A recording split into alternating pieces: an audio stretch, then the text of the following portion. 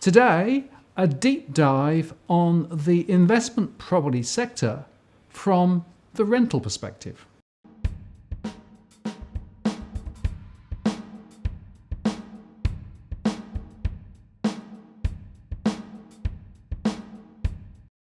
Hello again, it's Martin North from Digital Finance Analytics. Welcome to our latest post covering finance and property news with a distinctively Australian flavour.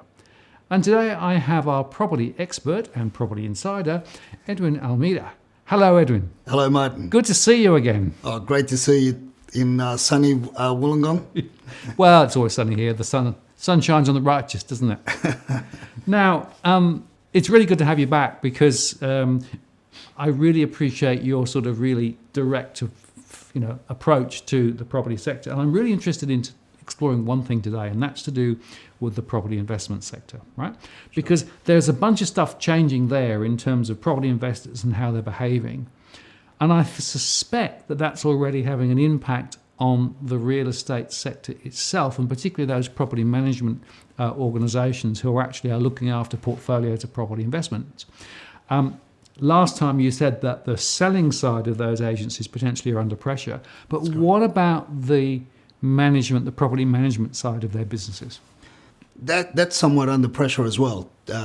Not as much perhaps. And if you have what I call a good, clean property management portfolio, well, you're gonna ride the turbulent times. If you don't, you're gonna come into a lot of mess because it's now where the landlords are going to be placing a lot of pressure on the property managers in order to get these properties rented. So we're going to go through a shake-up in that area. So your would-be property managers or property officers are basically going to be under a lot of pressure, and they're just going to leave. Bottom line is they're going to leave because the pressure is going to be really on in order to manage the property. So I guess not all, but for a good portion of the property management teams out there, that we're getting away with doing very little. And the other interesting thing, Martin, that was happening in our industry is we went down from an average of 7% management fees to, in some cases, 4%. So the average ended up being around just below the 5%.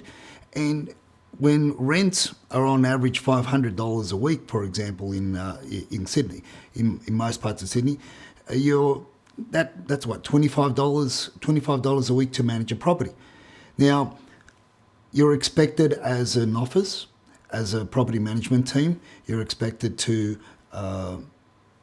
check the property out, source tenants, make sure the tenants are being looked after in the proper manner, make sure the reports go out to the owners, the investors, the landlords. So there's a lot of work.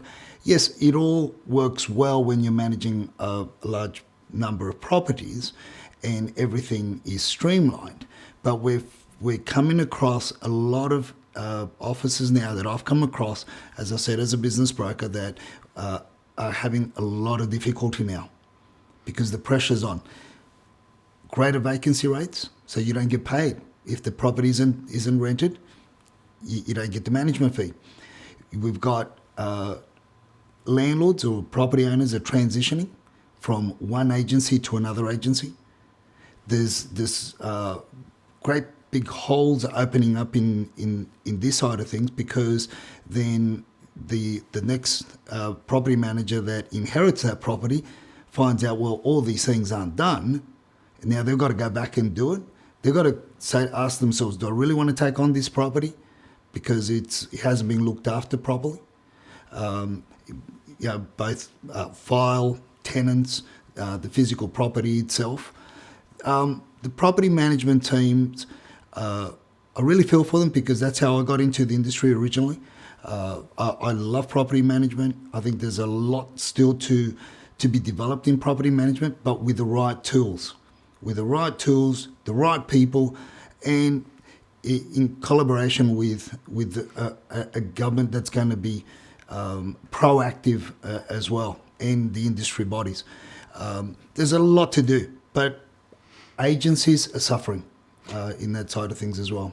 So let me just sort of go through from the agency side. So you'll probably have a team of people, right, Yes. who have a portfolio of existing properties, right?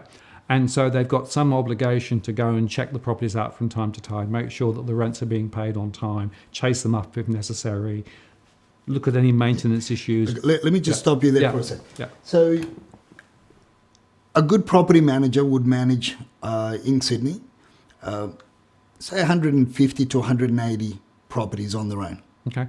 One person? One person. Wow. Okay. But that's providing that the back end, they've got a very good and strong back end and Yep. a good support structure. Yep. Yeah, and property managers that do that, they're worth the weight in gold, right? Now you've got a lot of officers that have done away with great property managers over the years, and have put in newbies, newcomers, Yep.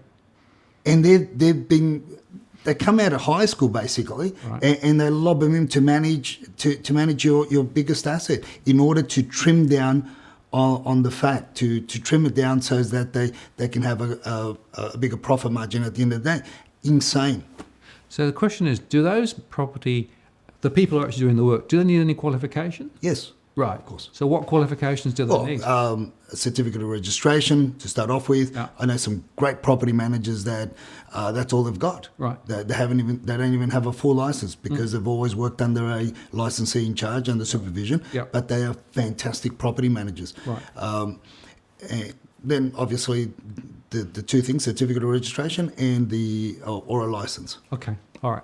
So they've got this sort of portfolio, and clearly what they want is they want the existing tenants to continue to pay, right? Because if they have to actually recruit a new occupier, that means they've got to go into the advertising cycle and Yes. get somebody in and vet people and what have you, right? And we've seen in Sydney, vacancy rates increase. Yeah. Rents come down. Yeah. So you really got to look after. You've really got to manage a family, a couple, singles, or mainly families. You've got to manage. Right. And unfortunately, a lot of officers have thrown young people in to take up the role of property management, and they've got to manage families. They've got to manage families. They've got to manage a building Yeah. or home Yeah. or the inside of an apartment. They've got to manage all these things, do all the paperwork, and it's a recipe for disaster in most cases. And if I think about it, then they sort of get charged, as you say, 5 to 8 or whatever the percentage is, depending on the contract. And when a new tenant comes in, do they charge additional for that, or is that all within the management? There's an additional fee for that. There's Right. what we call a letting fee, Yeah. which is typically 1 week, the first week of the rental. Right. And there's also some officers will also charge a marketing fee. Yep. Typically, on average, about 50% of a letting fee. So in essence, it's costing the owner a week and a half. Okay. The first week and a half of a new lease. And who pays for the advertising? Well, that's where that's part of it. So it comes out of the rental budget. Okay. It comes out of the rental. So the owner pays for it. Yeah. Okay. Right. But Not in all cases, Right. but in most cases. okay. And so we then go through that process of bringing a tenant in, and all the various vetting and all the stuff you do to make sure that the tenant's not going to be a problem. They normally will pay some sort of deposit or a bond, right? Yeah, they pay a deposit to gain the property, Yeah. a bond. So the tenants have got to be 2 weeks in advance, Yeah. and they pay a 4-week bond. Okay. And where does that bond go? The bond goes to the rental bond board. Okay. That's kept. So by that's the a rental bond. government That's- agency. Yeah, that's correct. That's kept Right. separate. Okay. We take the 2 weeks in advance, Yep. and we try and maintain them in advance. Okay. And so that means that if they move from agent 1 or agency 1 to agency 2, that bond just stays there. That's is it? right. That bond doesn't move. That bond only is called upon if the tenant makes a claim for it or the agent makes a claim for it because there was an arrears. Okay, right.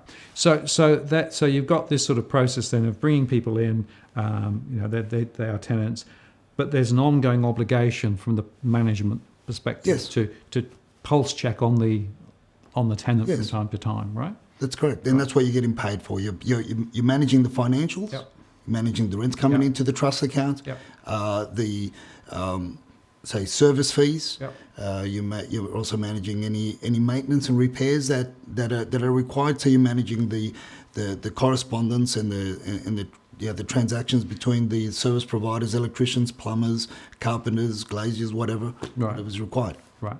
And in your view, what proportion of those agents actually then do the follow-up and, do the pulse check and make sure that everything's okay with the tenant? I have picked up files that the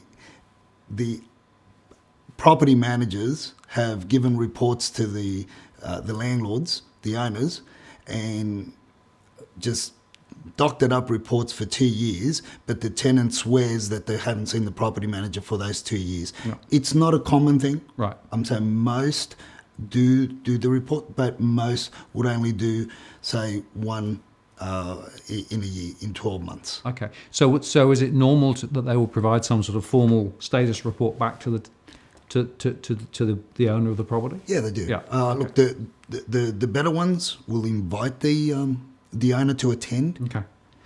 If the owners can't attend, they'll give them photos. I mean, it's all digital now, so it's not like before when we used to get the photos actually printed out and then mail the whole packet over photos. Yeah. But they're a great source of documenting the maintenance or any issues that you may have with the tenant when they vacate. So it's you've got they invite the landlords. If the landlords can't come around, they then obviously take photos. You can even go as far as taking videos. But if there's a consistency of inspections and management, look, I've had some cases where in the past my property managers, the tenants themselves would call up 2 weeks prior to the scheduled inspection and say, "Are you sure they're coming? Because I'm all ready." And that's what you want. Yeah. You don't want to have any issues. As far as I'm concerned, the less phone calls that come into the front desk from tenants, the smoother the operation is running. Right. The last thing you want is calls. This wasn't done. That wasn't done. What's going on? This is falling to pieces. This is falling apart. Mm. But it sounds to me as though it's quite a tough business, and as those rental streams are decaying slightly, right? Because in some cases they're getting depressed, and as vacancy rates rise, then the financial pressure and the operational pressure on those agencies will actually become quite severe in some cases. Well, they have been, but it's not just a recent phenomenon. Right. I've been talking about this for 5-6 years, perhaps even more, and that is that because of the agencies, at the end of the day, we're a small business. A lot of the times it's just a small business operation. Yep. But we have to comply with so many forms and so many regulatory bodies and so many regulatory ordinances that it's crazy what we have to do.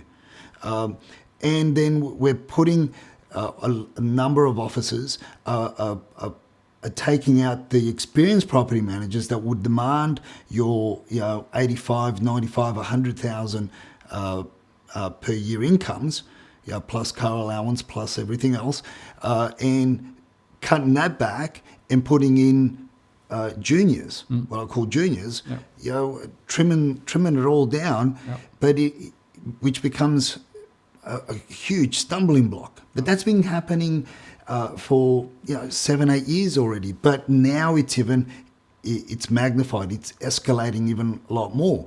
And the unfortunate thing is that our industry ends up losing the great property managers. And what happened in the upswing of the sales side, well, property managers said, "I'm fed up with all this crap. There's too much pressure. I might as well go and do what the sales team are doing and go and sell property." And that's what they did. Right. So there's a huge void. So I think the change is going to be, or the assistance, the greater assistance and a great input is going to be the back end systems that are coming on board with technology, and that's going to help a lot of property managers. But it's a transition. It's a phasing in, and at the moment, a lot of them are hemorrhaging. So the cost to implement that transition is maybe 6 months, maybe a year, maybe 2 years away. Meanwhile, it's just so turbulent, but it's what it is at the moment. Okay, very interesting. So we've looked at it from the industry perspective. Let me flick the story around and now think about it from the point of view of a property investor, right? So I got a sort of the first question is, if you were thinking of becoming a property investor and you wanted to actually find a good property manager, right? What are the 3 questions that you'd ask? If I wanted to find a great property manager, a friend of mine used to say the good is the enemy of the best. So I'd want to find the ideal property manager. You're going to be interviewing a lot of people. Okay. So don't take the first one that pops up. Right? Well, it may be the first one that pops up, but it's definitely not going to be in a commission bracket or the price bracket. Right. That anything below 5%, alarm bells. Okay. Okay, that's the first thing that I would look at. Because you can't really perform your job, and you're not going to have somebody that's adequate enough in order to, you're not paying somebody that's at that next level. Yep. Secondly, I want to see. I would look. I'm going to be a bit. What would you call it? Not politically correct in a way, but I would choose. In this case, I would choose an older person, and somebody that's had that long-term experience. Right. And there's not a lot of them. Okay. All right, so I'd be targeting the older. Anything younger than 25 years, I'm going the other way. Right. Sadly. Okay. But they can be trained. Huh. But obviously, I'm going to be looking for the best. Yeah. Yep. So, price obviously 5% to 7%. Yep. The age bracket and experience. Yep. Critical. And then I'm going to look at the files. Okay.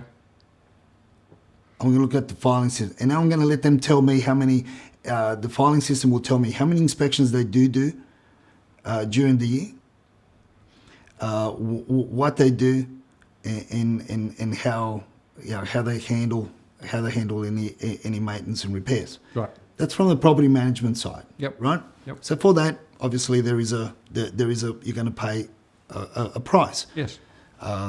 So it's going to cost you a lot more if you go to the other extreme.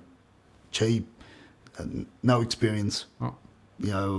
Shabby files, and you're going to end up with thousands and tens of thousands of dollars of costs on the other end. Okay. Very helpful. Thank you. And I do a lot of work, as you know, in my household surveys, and I look at property investors, right? And basically, because there's a lack of capital growth now, we're focusing much more on the cash flow. So rental streams in, money out to the bank for the mortgage, right? But the other money out is actually to the property management, right?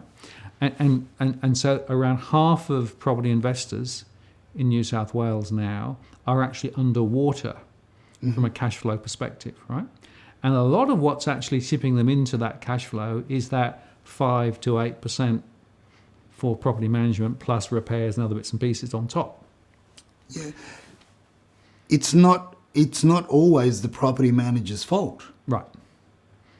If you're an investor, but in the last 5 years, you haven't updated and upgraded a property that's already 40, 50, 60 years old. Yep.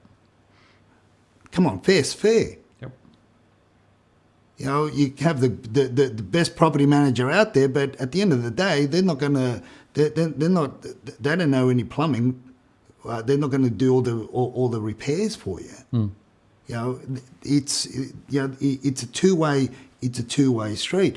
But what I think it's happened there, Martin, is that in a lot of those costs is because, like I said in our previous videos, so people have gone out there, hell for leather, buying properties that are 40, 50, 60 years old, and and the only thing that's ever been done to the property is they've polished the timber floors, given it a lick of paint, and maybe, updating the kitchen, possibly even the bathroom, and that's it. Yep. But there's a lot of other issues that come with an old building. Sure. Yeah. And that seems to me that often they don't factor those sorts of additional They costs in, right? So when I ask people about what they think they're actually achieving in terms of cash flow terms, almost everybody says, oh, we're well ahead, right? And then you actually ask the question and you actually go through the numbers, and they're a bit shocked when you actually you put it all down and say, see, you're losing money on your cash flow, right? Yeah. And then obviously you've also got to differentiate between homes Yeah. and apartments. Okay. With apartments, what we find is in the new high-rise developments, you find that when they get, I say conned because it's a con job, when they get conned into buying off the plan by their accountants, by their financial planners, by their mortgage brokers, and everybody else that moonlights as a real estate agent, they get conned into buying these things, super inflated commissions and the works. Yeah. And then when they get presented the numbers prior to the settlement, when they're buying off the plan, I've looked at some of these numbers and they're absolutely crazy. 20% higher in terms of the so-called achieved rental yield, Yep. and pigs fly. Yep. The strata levies, 50% what they're really going to be even after just the first year. They're underestimating that. And then on top of that is ongoing maintenance issues because, as I said before, a lot of these buildings have been under-engineered. Yep. So you've got strata levies that they get told that they're going to be within under the 1,000. In some cases after the first year. Once the developer offloads everything Yep. and they've got no more stake in the building, well, guess what? Then the strata manager really adjusts the true position, and we're up to 2,200, 2,400, 2,500 in some cases because of all the defects and issues within that building, and in order to maintain, to stay within the legal parameters as a strata management and as an owners corporation should. Yep. The sinking fund, future costs, Yep. and so forth. Maintenance, insurance is going through the roof. They put these crazy ponds, fish ponds in buildings and call them swimming pools, and they put these so-called gymnasiums that it's one treadmill and a push bike, and but yet the insurance has almost doubled in value because of those two items that seldom get used. There's been a lot of banter in the media that buyers are going to move towards purchasing units as opposed to homes due to the rising costs of homes. But let's look at the true cost of investing in a unit complex. You have to take into consideration A, strata levies, council rates, water rates, agents' commissions, vacancy rates. All these add up to your costs. Moving on to B is the return on your investment. In other words, the rent. The rent per week times 52. So if we were to deduct A from B, we'd get an indication of what some of our costs would be. That leaves us with a total amount, and let's call this total amount C. Now we need to take the interest that's been paid on the actual expense or the loan value of the property from C. So this is D. So then you are really left with the true cost or out-of-pocket expense that I believe is actually happening in the Sydney market. There is a lot more out-of-pocket expense when investing in a strata unit complex that agents and property marketers are not advising their investors very clearly on. Jennifer, what I've seen over the last 18 months in some unit complexes across Sydney in general have gone up by 30%. In some cases, in and around Parramatta, I've even seen them double in price from $1,400. Now some investors are paying upwards of $3,000 per quarter. Perhaps the question that begs to be asked, Jennifer, is why is it that agencies and property marketing companies, why are they pushing investors more and more into newly built strata complexes? And I think you've made a really interesting point, which is that whilst the capital purchase cost of a unit might be a bit lower than a property, a house, it might well be that those additional charges and the other strata costs and everything else, when you pile them in on top, the net benefit disappears quite a lot, and you actually end up being hit with much higher costs. Yeah, I did an article about, I think it was about 6 or 7 years ago with Property Observer. At the time I was doing some writing for them, and it was, and I sort of looked at, compared, did a quick comparison of the costs of buying an apartment or buying an old home. They've got, there are issues that come with both. There's things that you have to do with both. But what I've always disliked is and it's mainly come from the spruiking side of the industry. And in all fairness to my colleagues, third income real estate agents, the spruiking side of the industry, which everybody else that moonlights as a real estate agent, is just being these insane numbers. And you think they are mortgage brokers, financial planners, and accountants, and playing everything down because, of course, they're getting a big fat commission. Yep. That's insane. That's all those hidden incentives. Exactly. I have one last question for you before we close out on this particular topic, and that is the sort of fee is sort of 5 to 7 to 8% of the rental, right? So that basically says the bigger the property, the bigger the rental, the more you get, right? Yes. My question is, why is that, insofar that it seems to me that the activity that will be required would be precisely the same whether it's a smaller place or a larger place? Why is it related to the value of the rental? Oh, look, we've inherited this from decades gone by. Right. We've inherited this form of fee charge, this commission fee structure, which is changing. Okay. And I'm telling you now, breaking news, it's changing. It's going to change. We've got the disruptors on board. There are some that have come up with a fixed fee. Yep. So much, no matter what type of property. Yep. But there's going to be greater disruption. It's just something that the industry has inherited. It has, in a way, we've been spoiled. Yep. In a way. But it makes more sense, I feel, to charge fee for service. Yep. But from a rental point of view, from a sale, I would say that the vendors are going to win out. But look at it from a property management point of view, the landlords are going to lose out. When you think about it, like I said, what the property management teams out there do for landlords, in some cases, these people, they're in the office by 7 and they don't get out. They don't get home till about 8 o'clock. Yep.